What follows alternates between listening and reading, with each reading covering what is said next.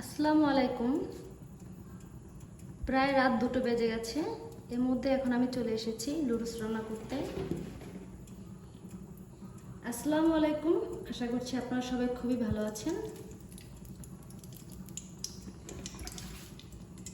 তো হঠাৎ করে আমার হাজব্যান্ড বলল যে ও লুডুস খাবে। হঠাৎ করে আমার জামাই বলল যে লুডুস খাবে, এজন্য আমি রান্না করতে এসেছি।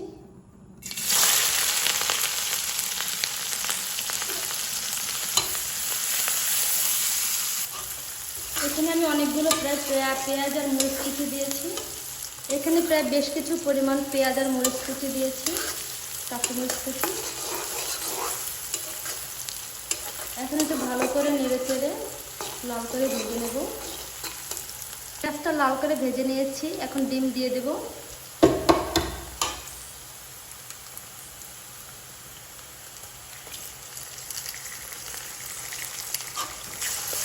ডিমটা ভালো করে পেঁয়াজ আর মরিচের সাথে মিশিয়ে নিতে হবে।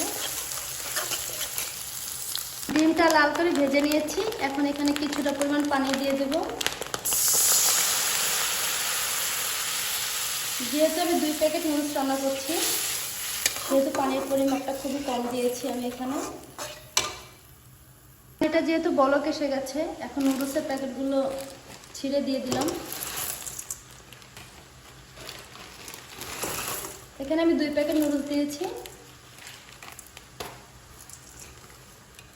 তো ভালো করে একটু নেড়ে চেড়ে দিচ্ছি।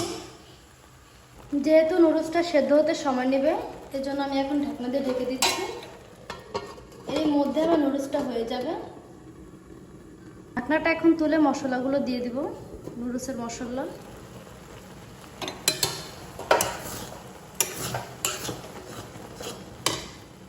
এখানে আমি এখন 4 প্যাকেট নুডলসের মশলা দিয়ে দিচ্ছি।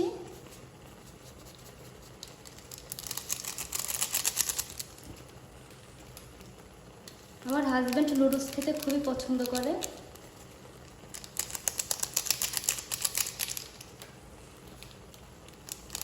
উনি বেশিরভাগ রাত্রেবেলায় নুডলসটা বেশি পছন্দ করে খেতে।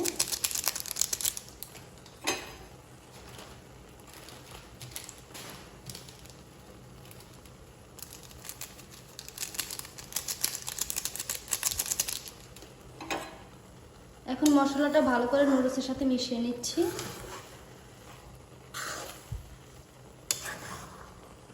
প্রচুর পরিমাণ ঝাল দিয়েছে আমি নুডলসের মধ্যে। আমার জামাই আবার ঝালটা বেশি পছন্দ করে, এর জন্য। আর আমি যেভাবে নুডলস রান্না করি, আমার বাচ্চারা তো খেতেই পারবে না, ওদেরকে আলাদা করে নুডলস রান্না করে দিতে হয়। তো এদিকে আমার নুডলস রান্না করা হয়ে গেছে। এখন আমি হাজব্যান্ডের জন্য বাটিতে তুলে নিচ্ছি নুডলস। যতটুকু খাবে আমি ঠিক ততটুকু তুলে নিচ্ছি।